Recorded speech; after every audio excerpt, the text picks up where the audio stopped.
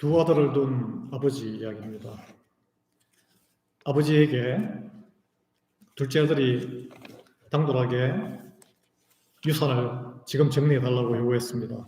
그리고 나가서 챙겨들고 먼 나라로 가서 허랑방탕하게 다 써버리고 쫄딱 망해서 죽을 고생하다가 다시 집으로 돌아왔는데 아버지가 혼내지 아니하고 아주 크게 환대하고 잔치를 벌였는데 그 모습을 본 큰아들 묵묵히 집에서 아버지 시키는 대로 했는데 그 모습을 보고 굉장히 화를 냈다.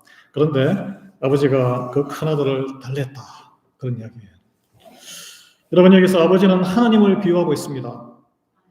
둘째 아들은 교회를 박차고 하나님을 떠나버린 세상으로 나가서 제 마음대로 살다가 가버린 성도가 아니고 되돌아온 성도를 이야기해요. 그리고 큰아들은 어떤 입니까? 아주 어려운 가운데 하나님을 신실하게 섬기고 교회에 헌신을 하며 섬긴 성도를 대변한다고 할 수 있겠습니다. 오늘 본문의 아버지는 우리가 흔히 보는 이 세상의 아버지들과는 많이 다릅니다.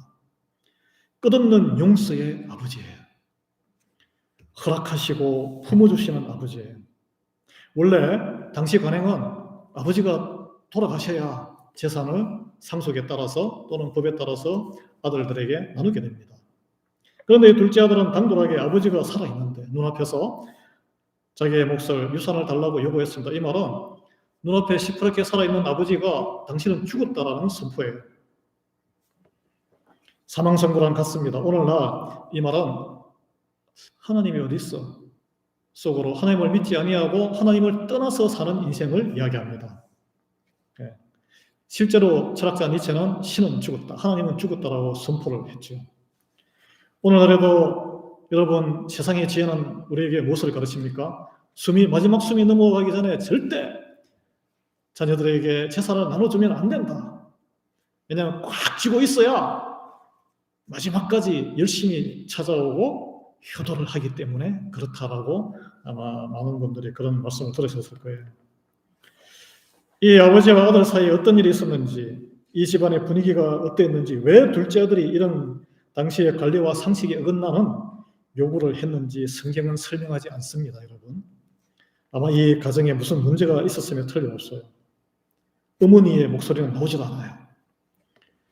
근데 이 작은 아들이 이 요구하는 내용이 무슨 사업을 하려고 좋은 아이디어를 가져와서 투자금을 달라고 요구한 게 아니에요.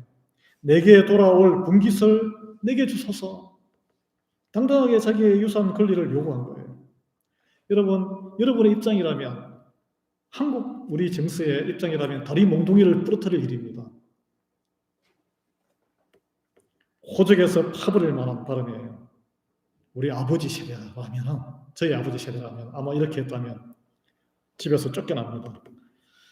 그런데 이 아버지는 허락했어요.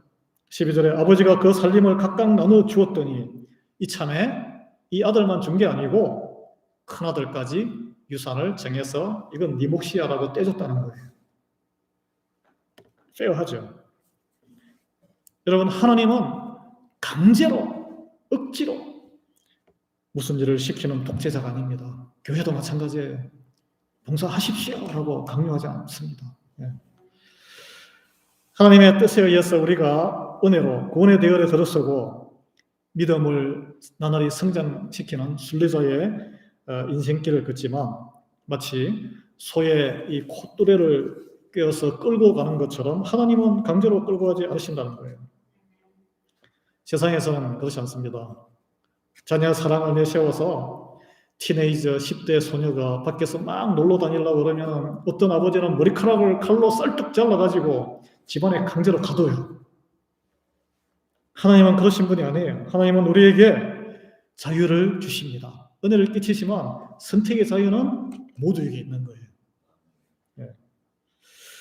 재산을 받은 지 얼마 되지 않는, 며칠 되지 않아서 둘째 아들이 이걸 다 처분해. 옛날에는 땅 같은 거기 때문에 싼 값에 다 처분했겠죠. 처분해서 돈으로 챙겨서 먼 나라로 떠나버렸다고 성경은 말하고 있습니다.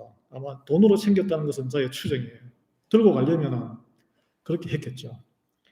여기서 먼 나라는 아버지의 눈에서 가능한 한 보이지 않는, 아버지의 영향력에서 떨어져 있는 곳입니다. 그럼에도 불구하고 아버지는 다 알아요.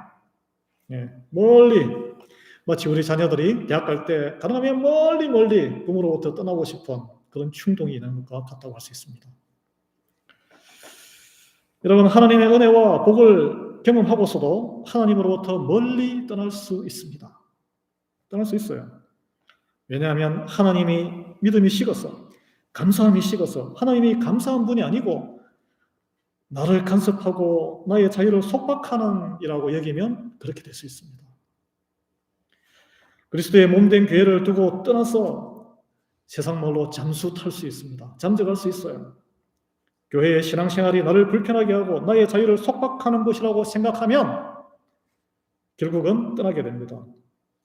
그 무엇보다 그런 심리 상태의 심중 바닥에 깊숙한 곳에 뭐가 있냐 하면 하나님보다 세상을 더 사랑하는 마음에 이끌리기 때문에 그렇습니다. 그래서 그럴 때는 반드시 하나님과 교회를 떠나게 됩니다. 그래서 우리는 무엇보다 하나님을 사랑하는 마음을 매일 키워야 돼요. 안 그러면 세상의 사탄 마귀에 이끌려서 그쪽으로 갈 수밖에 없습니다. 이게 영적인 전투예요. 디모데 후서 4장 10절에는 바울은 이렇게 한때 동료였던 사역자를 이렇게 평가합니다. 데마는 이 세상을 사랑하여 나를 버리고 데살로니가로 갔다. 이렇게 이제 영원히 나와, 이름이. 이거는 흔히 교회 시대에 있었던 일이고 지금도 있는 일이고 앞으로도 있을 일입니다. 죄를 지으면, 죄가 있으면, 죄 문제가 해결되지 아니하면 가장 먼저 하나님의 얼굴을 피하는 것이 성경의 기록이에요. 아담도 그랬고 가인도 그랬고 점점점 동쪽으로 갔다는 것은 점점 하나님으로부터 멀리 갔다는 이야기예요. 그렇지만 같은 죄를 지어도 회개하고 죄를 들고 하나님께 나오면 더 큰 축복과 용서를 받는 줄 믿으시기 바랍니다. 다윗이 그랬어요. 다윗이. 이 선택은 각자에게 있습니다. 각자에게 있어요. 하나님은 그런 자유를 모든 이에게 줍니다. 작은 아들은 아버지의 눈을 피해서 먼 나라에서 아버지가 준 제물로 신나게 살았어요. 13절은 그가 아버지를 떠나 살았던 모든 시간을 이렇게 두 단어로 묘사하고 있습니다. 거기서 허랑방탕하여 그 재산을 낭비하더니, 허랑방탕, 낭비. 두 단어예요. 허랑방탕. 사전 찾아보니까 은행이 허황하고 착실하지 못해 주식에 빠져 행실이 저속하다. 우리 교회 용어로 이야기하자면 아무런 열매가 없는 삶을 살았다. 세월을 헛되이 보내는 것을 말합니다. 하나님이 기뻐할 것은 하나도 채울 수 없는 삶을 말합니다. 큰아들이 30절에 오늘 본문에 보면 이른 동생을 일컬어 아버지의 살림을 창녀들과 함께 삼켜버린 이 아들이라고 발언했잖아요. 그런 육신의 정욕을 마음껏 쫓아다니는 시간을 보낸 것으로 추정할 수 있습니다. 큰아들은 집을 나간 동생이 어디에서 무엇을 하고 있는지를 정보를 다 알고 있었다는 이야기겠죠. 이렇게 평가하는 것을 보면 둘째 아들은 오늘 표현 그대로 아버지가 준 재산을 낭비했습니다. 이 낭비는 prodigy라는 단어를 영어로 쓰는데 이것은 그냥 낭비가 아니고 펑펑 쓰는 거예요. 펑펑. 밑빠진 독처럼 그냥 계속 퍼붓는 거예요.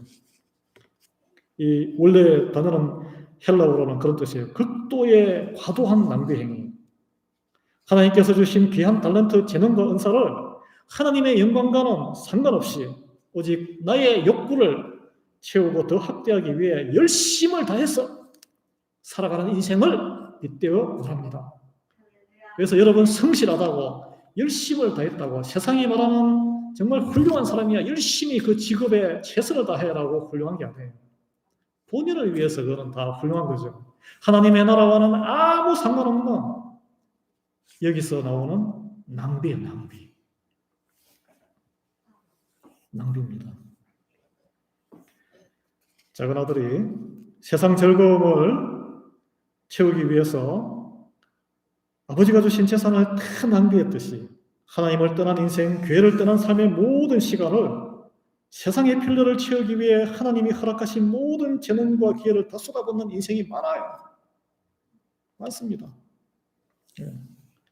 오늘 우리가 이렇게 평가할 수 있을까요? 남들보다 더 열심히 낭비하면서 흥청망청 살았던 작은 아들의 열심을 칭찬해야 될까요? 열심히 살았을 거 아니에요. 열심히 아버지 재산 낭비하면서. 허랑방탕한 낭비 많습니다. 그런 인생 많아요. 여러분, 이와 반대되는 것은 거룩한 낭비라고 그래요. 거룩한 낭비. Holy waste. 나를 위한 것이 아니고 하나님 나라를 위해서 아낌없이 쏟아붓는 열심과 낭비의 인생입니다. 하나님은 무엇을 기뻐하고 무엇을 카운트하시겠어요? 14절에 다 없앤 후에라는 표현이 나옵니다. 이제 아버지 재산을 다 날린 거예요. 둘째 아들에게 아버지로부터 받아낸 재물에 바닥이 났습니다. 여러분, 세상적인 것 아무리 열심히 해도 그 끝이 있어요. 언젠가는 바닥이 납니다. 성경은 모든 인생의 영혼이 하나님 앞에서 결산받을 때가 반드시 있을 것이라고 했습니다. 세상적인 것은 끝이 있지만 반면 하나님의 나라에 치우는 것은 끝이 없습니다. 영원히 남습니다. 요한복음 4장 14절에 예수님은 내가 주는 물은 그 속에서 영생하도록 솟아나는 샘물이 되리라. 그리고 마태복음 6장 19절 27에 보면은 땅에 재물을 쌓지 말고 영원히 보관될 하늘에 쌓아두라고 예수님이 권면하고 계십니다. 예. 여러분, 마침내 둘째 아들에게 어려움이 찾아왔어요. 아버지가 주신 재물도 다 떨어졌고 또 공교롭게 경기가 좋으면 호경기면 나가서 품 팔아서 먹고 살 텐데 불경기가 닥쳐. 일자리도 없어. 어디 하소연할 데도 없어요. 친인척도 없고 먹고 살기 힘들어졌어요. 여러분, 성도들이 하나님 나라를 떠나서 한동안 잘 살아갈 수 있습니다. 왜냐하면 교회를 떠났어도 겉보기에 그럭저럭 잘 살아가는 것처럼 보여요. 그래서 거기에 충동받아가지고 떠나시는 분도 많은데 세상이 그렇게 넉넉하지 않습니다. 하나님으로부터 받은 그 은혜와 복의 부스러기가 남아있을 때는 잘 살아가지만 세상이 넉넉치가 않아요. 세상은 누구의 손 아래에 있습니까? 사탄과 마귀의 정세와 근세를 잡고 휘두르는 것이에요. 주기적으로 큰 혼란과 어려움이 닥칩니다. 그럴 때 어디에 의지할 수 있습니까? 성도는 믿음의 자산이 다 없어지면 그 어디에도 의지할 곳이 없어집니다. 재물을 탕진한 작은 아들이 경제 불황이 찾아오자 어디 빌부터 살 곳이 없는 것과 같습니다. 주변에 아버지 집에 있으면 재물이 없어져도 같이 서로 돕고 살아요. 14절에 그가 비로소 궁핍한지라 작은 아들은 들에서 돼지를 치게 되었어요. 돼지. 그래서 먹고 사는데 여러분, 돼지는 유대인들에게 있어서 가장 부정한 동물입니다. 우리 한국 사람도 더러운 동물이라고 그러잖아요. 작은 아들이 고된 노동과 배고픔에 시달리다가 돼지 먹이 지음 열매로 배를 채우고자 아주 비참한 거죠. 그것마저도 주는 사람이 아무도 없다는 거예요. 예수님은 마태복음 5장 13절에서 제자들에게 너희는 세상의 소금이니 소금이 만일 그 맛을 잃으면 무엇으로 짜게 하리요? 후에는 아무 쓸데없어 다만 밖에 버려져 사람에게 밟힐 뿐이니라. 이런 경고를 하셨습니다. 성도가 믿음을 떠나게 되면 그 결과는 차라리 애초에 안 믿는 게 더 나아요. 안 믿는 게. 안 믿는 사람보다 더 비참한 처지로 전락할 수 있다는 것을 경고하고 있습니다. 여러분, 이 시점에서 주목해야 하는 것은 그렇다면 이런 험한 지경에 있는 아들을 아버지는 왜 구하러 오지 않으셨을까? 비행기 티켓 끊어가지고 저 지구의 반대편에 있는 구석까지 타고 와서 아이고 아들, 네가 아무리 잘못해도 내 새끼인데 가자. 아버지가 갈만하잖아요. 세상 이치 같았으면 아버지는 만사를 제치고 득달같이 달려가서 아들을 구해내지 않았을까요? 어머니가 막 채근하지 않았을까요? 여보, 당신 뭐 하는 거야? 우리 아들 죽게 됐어. 아들 소식을 모르고 있었던 것도 아닌 것 같아요. 왜냐하면 집에 있던 맏아들이 동생이 어떻게 살았는지 소상히 알고 있었잖아요. 아버지는 더 잘 알고 있었겠죠. 여러분, 믿음의 세계는 스스로 선택한 일에 스스로 책임을 져야 한다는 것을 보여주고 있습니다. 오늘 본문의 둘째 아들은 몰락한 처지에서 스스로 돌이켰어요. 누가 가서 막 흔들고 설득하지 않았어요. 스스로 돌이켰습니다. 최악의 절망의 상황에 아버지의 풍성한 품과 아버지를 생각했어요. 작은 아들이 인생의 바닥을 칠 때 인생을 포기하고 싶을 그 바닥상에서 아버지를 생각하게 된 것이 하나님의 은혜예요. 하나님의 은혜. 그리고 그 기억 속에 남아있던 아버지, 어떤 아버지였습니까? 품꾼들에게도 풍성한 삶을 주시는 분이었습니다. 여러분, 우리 아버지 하나님, 은혜가 풍성하시고 모든 것이 풍성하신 분, 우리에게 일용할 양식을 다 채워주시는 분입니다. 제가 지난주 우리 소속된 미국 장로교 한인총회에 주최한 50주년 심포지엄에 다녀왔습니다. 사진이 있을 거예요. 여기에 한 100여 분의 목사님들이 참여했는데, 한인 2세대와 5세대 후손에게 우리 신앙과 교회를 어떻게 전수할 것인가를 논의했습니다. 우리 교회만이 아니라 많은 교회들이 지금 2세 자녀들 다 실패했어요. 텅텅 비었어요. 2세대와 3세대가 이민 1세대와 많은 갈등을 일으켰어요.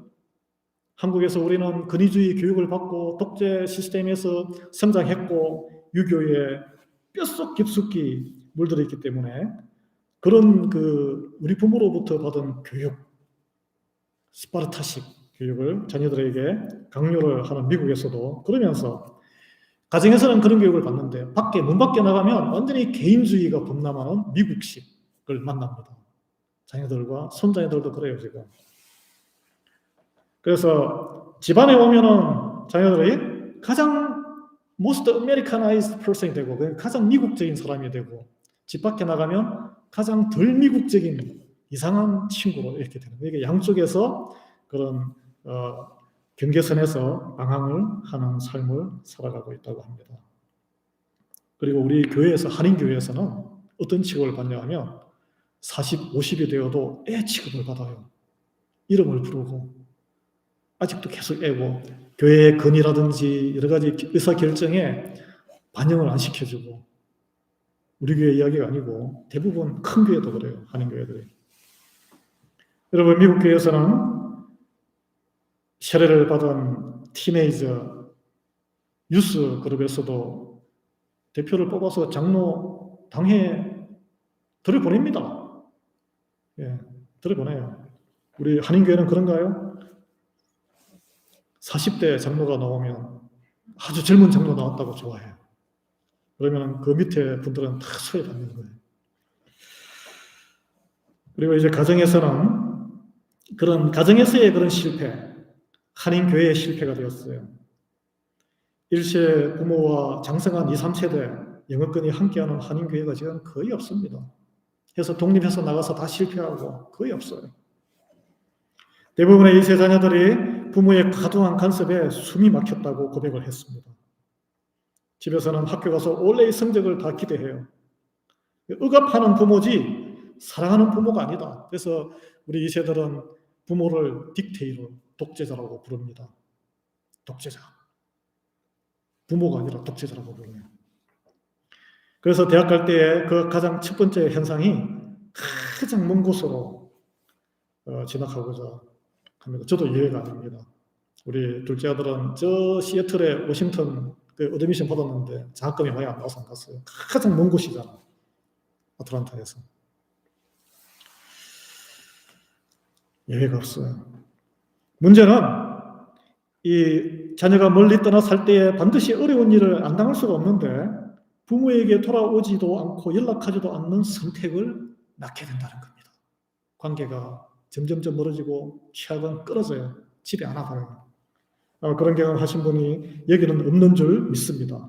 제가 이번에 거기서 만난 어떤 목사님이 자기가 목회하면서 실제 경험한 사례인데, 목회하는 소도시에 아주 여러분 아시는 인류 대학이 있고 사립대가 있고, 그 다음에 그냥 좋은 대학인데 그 기회를 못 미치는 주립대가 있었다 그래요. 근데 신입생 환영회를 하면 대학생 딱 보면 안 돼요. 어떤 학생들이 인류대에 온 학생이고 어떤 학생들이 그냥 중상위 좋은 대학에 온 학생인지 안 돼요. 왜냐하면 인류대에 온 학생들 얼굴이 썩어 있대요. 아니면 중상위권에 온 학생은 얼굴이 싱글벙글 표정이 좋대요. 왜 그런 거 생각해 보니까 인류대에 온 학생은 초인류 아이비리그에 가고 싶었는데 거기에 못 들어가고 그냥 2차로 그 사이에 부모한테 스트레스를 엄청 받고 온 거예요. 그리고 성적을 잘 올려야 한다는 그런 강박관념이 있는 거예요. 그 와중에 그 학교에서는 자살을 시도하는 한인 학생들이 많다고 합니다.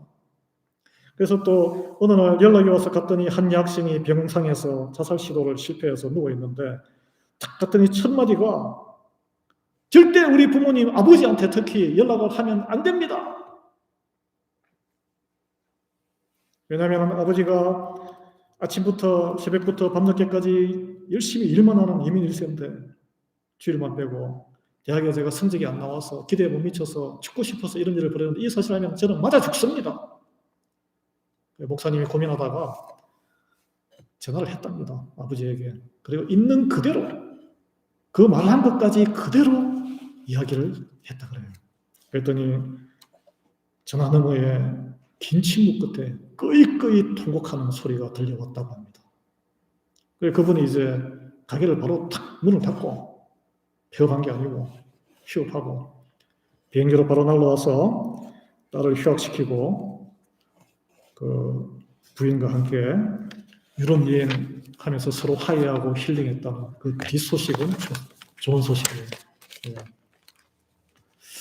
네. 제가 왜 이 예를 드냐면 오늘 본문에 나오는 둘째 아들의 아버지, 아들이 폐역 무도하고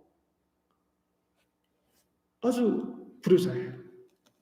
그렇지만은 끝까지 품는 사랑으로 참았습니다.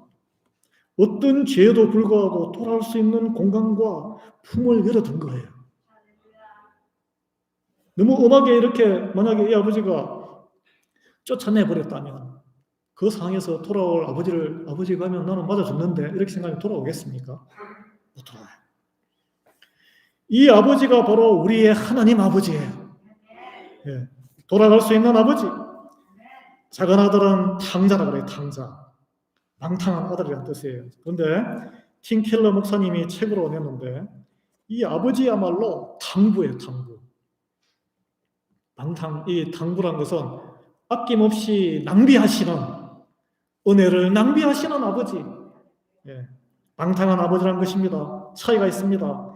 아들은 우리는 허랑방탕한 우리의 유익을 위해서 막 하나님의 은혜를 소비해버리는 탕자지만 아버지는 거룩한 낭비. 그런 탕자를 살리기 위해서 아낌없이 쏟아붓는 차원이 다른 탕부란 거예요. 오늘 탕자인 둘째 아들이 아버지의 집에 가서 아들이라고 주장하지 않고 품꾼이 되어서라도 아버지의 집에 빌부터 살겠다고 자리를 들고 일어나서 아버지에게 가기로 결단했습니다. 그 자리에서 죽는 것보다 그게 낫다고 판단했지요. 그런데 좋은 대학을 남들이 다 부러워하는 좋은 대학을 다니다가도 성적이 안 나와서 자기에게 온통 기대를 걸고 있는 부모에게 실망을 끼치고 또 무슨 소리 들고 절망할까 봐 인생을 포기해서 자살 시도를 하고 이 사실을 또 그래서 죽지 않았는데 이 사실을 알려지면 맞아 죽을까 봐 공포감 때문에 절실히 도움이 필요한 그 상황에서 아버지 어머니에게 전화조차 하기를 두려워하는 이게 우리 한인 자녀들의 현실이에요. 여러분 자녀 다 키우셨지만 지금도 성장하고 있습니다. 똑같은 패턴이 반복되고 있어요. 모든 부모된 이들과 성도는 우리 하나님 아버지 인내하심과 사랑과 용서의 넓은 품을 본받아야 돼요.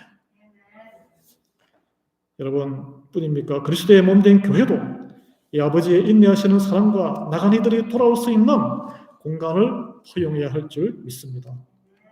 이것이 우리 가정과 교회에서 실현되어야 할 천국의 모습이에요. 본문에 탕자인 둘째 아들의 아버지가 자기를 절대 받아들이지 않을 것이라고 생각을 했다면 그는 회개하지도 못했을 뿐더러 아버지께 돌아갈 생각조차 품지 못했을 거예요. 그러면 한 생명이 그냥 사라져 가는 거예요. 아버지가 재산을 순순히 나눠줘서 나가도록 해주지 않았다면 만약에 혼쭐을 내서 쫓아내버렸다면 관계를 끝내고 그런 분도 있습니다. 제가 주변에 그런 분 만나봤어요.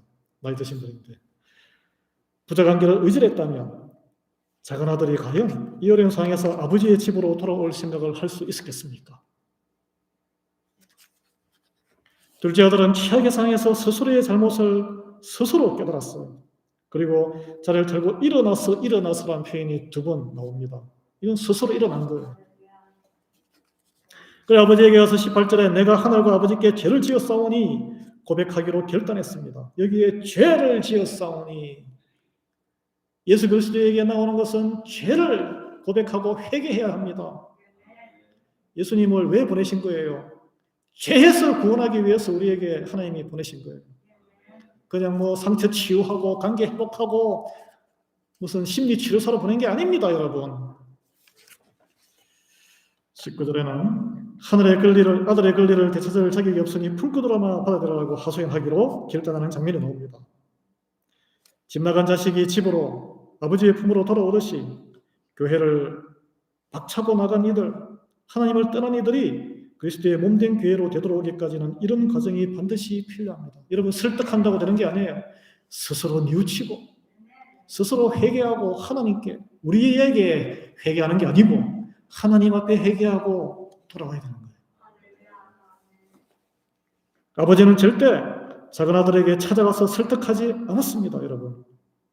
뉘우침을 안고 되돌아올 때 아버지는 멀리서 그 아들을 알아보고 측은히 여겨 달려가서 목을 안고 입을 맞추었다. 눈물의 상광 환대시고, 오는 자에게는 여러분 뜨거운 마음으로 전심을 다해서 자존심을 세워주시고 환대하시라는 거예요. 내가 무슨 낯짝으로 되돌아왔냐? 내가 준 모든 재산을 어떻게 했어? 이렇게 혼내지 않았습니다. 어느 분에게 이거 나갈 때는 언제고 지금 무슨 낯짝으로 와가지고 왜 왔어? 이런 마음도 품지 마세요. 아버지가 먼저 그를 알아보고 한데서 오래 기다리고 기도했다는 거예요. 온 마음을 열고 사랑으로 맞아들였습니다. 탕자 작은 아들은 아버지의 이런 뜻밖의 환대에 자기가 마음먹은 일을 숨기지도 않았고 그대로 자기의 잘못과 죄를 고백했어요.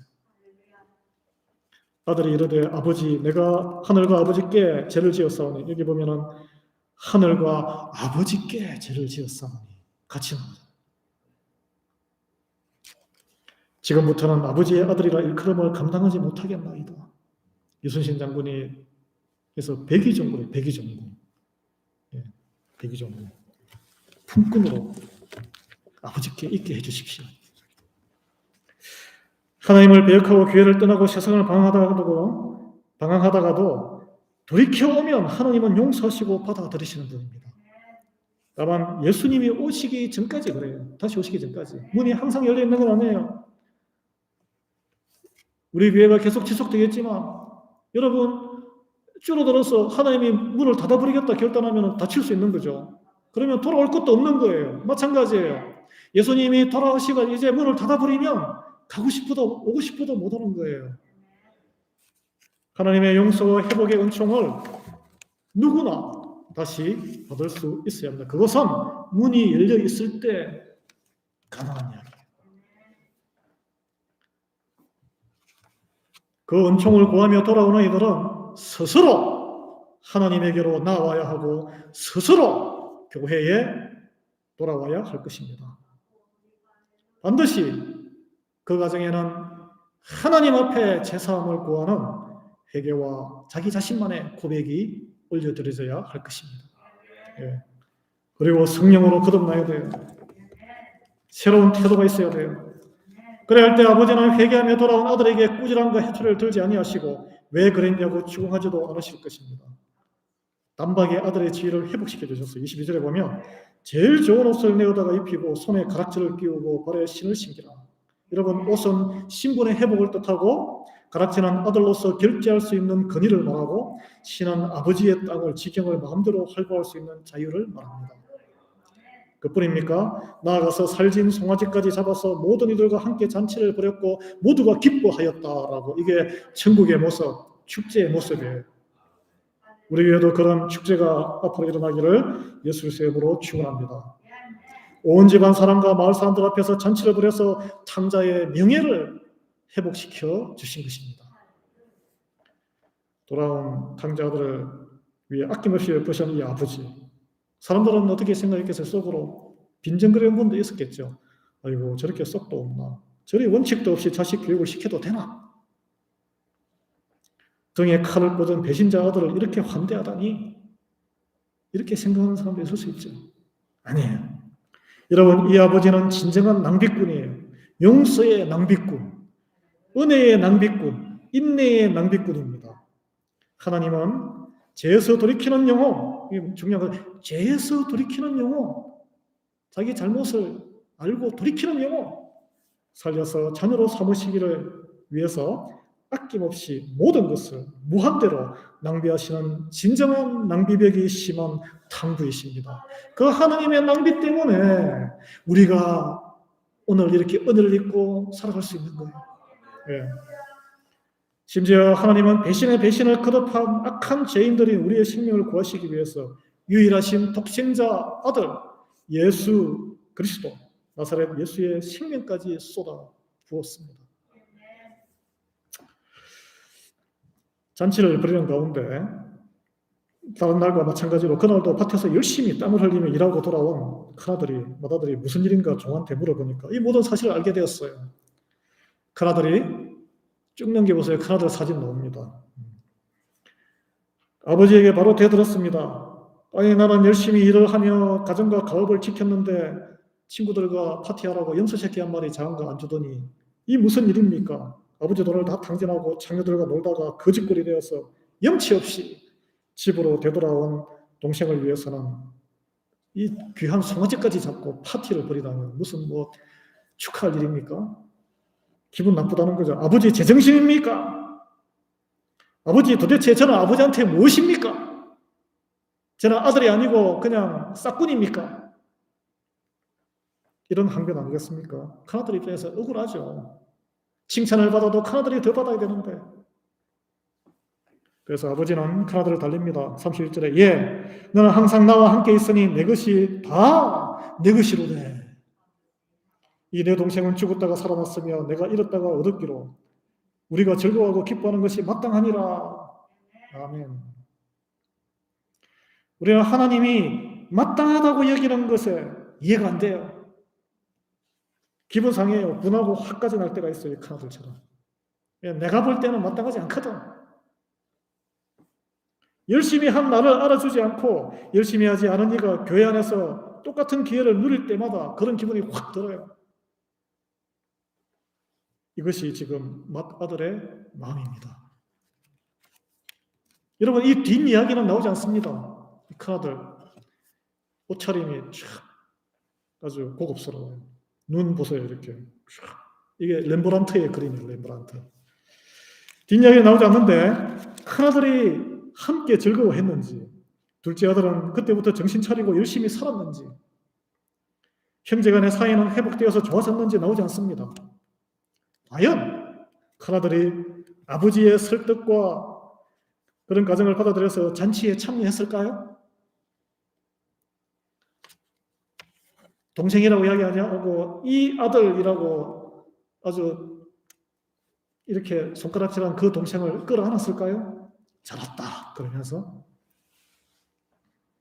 큰아들이 마음껏 처먹고 동생을 얼싸안고 눈물이라도 흘렸을까요? 아니면 유령인간 취급했을까요?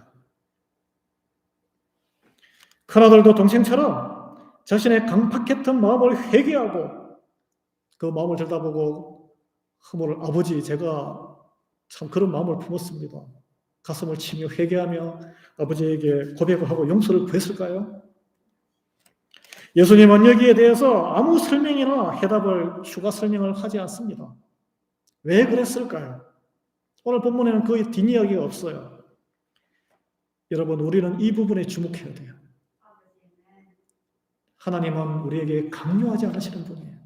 독재자가 아니십니다. 우리 아버지는 독재자가 아니에요. 그 해답은 오늘 말씀을 듣는 우리가 스스로 내리고 결단해야 될 문제로 남겨주신 것입니다. 명확한 것은 천국의 모습이 은혜와 용서를 아낌없이 낭비하는 아버지에게 있다는 거예요. 아버지는 회개하고 돌아온 탕자들도 품으셨고 집에 남아 열심히 일하면서도 동생에게 분노하는 큰아들도 함께 달래며 품으시는 분이시라는 것입니다. 사랑하는 여러분, 이 이야기에서 우리가 생각하기에 나 스스로를 생각하는 게 아니라 다른 사람을 보면서 아유 저 사람은 작은 아들이네, 저 사람은 큰아들 같네 이런 생각이 마음에 확 드실 수 있어요. 그러나 우리가 본받고 나아가야 할 이는 작은 아들도 큰 아들도 아닌 바로 이 아버지입니다. 오늘 이야기의 주인공은 작은 아들도 큰 아들도 아닌 바로 아버지예요. 이 모든 과정 가운데 율법주의에 젖은 큰 아들과 방탕하게 살다가 돌아올 때까지 이 작은 아들을 위해서 눈물로 기도하며 밤을 새운, 오늘 이야기에 등장하지 않는 사람들이 있어요. 누구예요? 어머니. 그리고 함께 기도했던 중보 기도자들이 숨어 있습니다. 이 안에. 그리고 이름도 명예도 없이 집에서 일하고 잔치를 벌이며 송아지를 잡아서 함께 기뻐했던 식솔들이 있습니다. 그분들이 귀한 분들이에요. 그것이 바로 교회예요. 교회. 예. 이 땅에 하나님의 나라는 여러분 오직 교회밖에 없습니다. 이 땅에 그리스도의 몸은 교회밖에 없어요. 교회를 떠난 하나님의 나라 없습니다. 여러분. 그리스도의 몸을 떠난 하나님의 나라, 그리스도의 몸을 떠난 하나님의 나라가 있습니까? 없어요. 교회는 탕부 아버지와 돌아온 탕자와 큰아들이 함께 잔치를 벌여야 하는 곳이에요. 여러분, 미국에 작은 교회에 아주 큰 교회가 있었습니다. 그런데 세월이 흘러서 주민들도 떠나고 그리고 돌아가시고 해서 나중에는 담임 목사를 같이 세울 만큼 사람이 없고 겨우 10명 정도만 남게 되었어요. 그래서 그 큰 기도 제목이 교인의 양적인 부흥 아니겠습니까? 그런데 매주일마다 예배를 드리는데 이상하게 교회당에 이 문을 걸어 잠그고 예배를 드렸다고 합니다. 교회의 회복과 부흥을 위해서 기도하면서 그들은 누가 새로이 교회에 나오는 것을 가장 두려워했다 그래요. 제가 어디 시카고에 있는 미국 목사님 예화를 제가 가져온 거예요. 그 이유는 뭐냐? 교회 묘지에 남은 묘지터가 10개만 남아있는 거예요. 그래서 새로운 성도가 오면은 자기 묘지터가 경쟁이 될까봐, 사라질까봐 그게 걱정이 돼가지고 문을 걸어 잠그고 그러면서 기도를 교회 부흥시켜달라고 기도를 했다는 거예요. 사랑하는 여러분, 형제 자매는 경쟁자도 아니고 우리가 가진 것을 빼앗으러 가는 사람도 아니에요. 부모의 사랑을 빼앗아가는 약탈자가 아닙니다. 부모의 사랑을 동생이 더 차지한다고 부모의 사랑이 우리에게서 없어지는 것도 아니에요. 성도는 경쟁자도 약탈자도 아닙니다. 하나님의 나라를 함께 이뤄갈 동역자예요. 함께 짐을 지고 함께 일을 이루어갈 사람들입니다. 그래서 고린도전서 3장 6절은 우리는 하나님의 동역자들이요 너희는 하나님의 밭이요 하나님의 집이니라. 아멘. 우리 하나님 아버지는 탕자뿐 아니라 탕자를 비난하는 맏아들까지도 용납하시는 사랑이 풍성하신 분입니다. 사랑하는 성도 여러분, 우리에게 있는 탕자의 모습, 맏아들의 모습을 다 버리셔야 돼요. 두 개 다.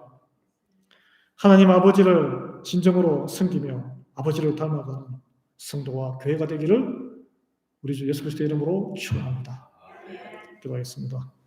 하나님 아버지 감사합니다. 우리 안에 세상을 사랑하며 마음껏 우리를 위해서 하나님께서 주신 달란트와 은사를 사용하고자 방탕하게 살고자 하는 작은